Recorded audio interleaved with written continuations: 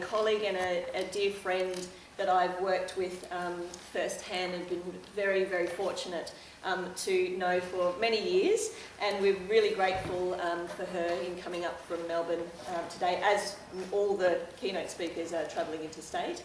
So I'd like to introduce Janet Karin OAM, who is going to be talking about dancing brain. So if you could please make Janet welcome.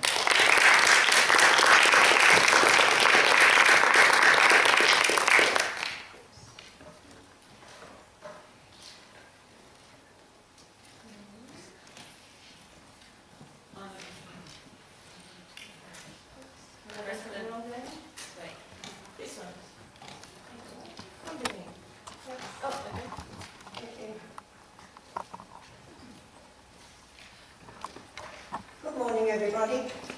I'm standing around here and I'm going to be doing a bit of choreography like that because I don't like being behind the desk and I'm talking to people, but the clicker is just over there, so I hope you don't mind that. Now, I'm going to be speaking about how voluntary movement occurs at all, about implicit and explicit learning, about the influence of beliefs on movement, and then on possible solutions to problems that come up when you're dealing with dancers. So this is where all the neuroscientists check their emails. If you're not a neuroscientist, this is about the way voluntary movement is actually created, which is a link between the central nervous system, the senses, and the muscles. Now, if we go a bit more in depth, all the time you're getting information from all the sensory system right through your body, all your nerves in your joints and in your muscles, in your skin, etc. That information is all sent up through the somatic nervous system. As you know, somatic just means your body. In there, we form our awareness of where we are, how we are, what the body's doing, what it feels like tired or something like that. That information is fed up into the brain, into the central nervous system, but the brain part of the central nervous system.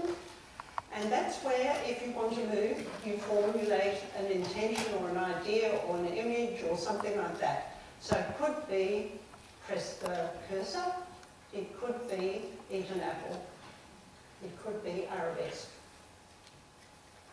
In this central nervous system brain section, that's where you formulate a motor command, which is a series of patterns that would create the movement. It's not just one pattern, it's a series of patterns that any of them could create the movement, just in case there's variability going on in your body at the time, because of course you're breathing and swaying and so on. That information's passed down the spinal cord into the somatic nervous system and into the skeletal muscles, and of course when that happens you get movement. As soon as you get movement, things have changed. So when things change, that information's fed up to the somatic nervous system again, and it creates adjustments so that it can fine-tune the movement. It's all happening in nanoseconds, right through the time you're moving.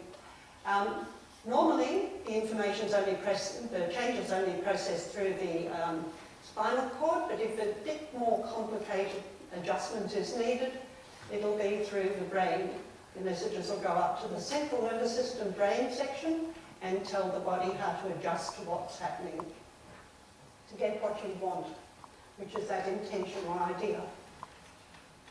Now, as I've said, all the time you're getting information in your brain, and in normal movement, moving naturally, you work from implicit cues, and implicit cues are things that come into your mind or body without any prompting, so they're internal. They're the ones that most of us want to dance with. So I lump them together under imagery, just to have a word that you can lump them together as, but they're ideas, feelings in your body, something you hear, something you see, some touch on your skin, anything like that. A metaphor like sliding down a waterfall. Now, when you learn to dance, it depends what form, partly, but particularly if you're learning to dance in classical ballet, the system is really different. Not all the time, and not all teachers, but I'm giving you the case of a very traditional ballet training. So you deal with explicit cues, and explicit cues are some sort of instruction. Somebody tells you how to do it. So it could be a description of what you want to do, or it could be a demonstration of what you do on the teacher or on another person, or by the teacher moving your body around.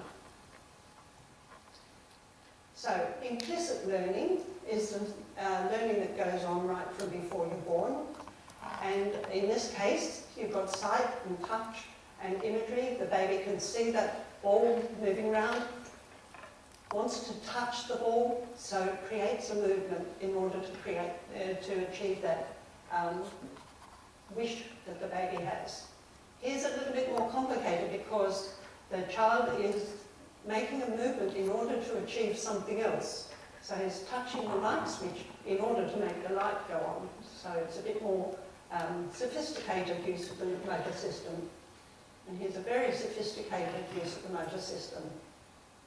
When you think of this player, the trajectory of the player and the trajectory of the ball are going to coincide, aren't they? Because that's who he is.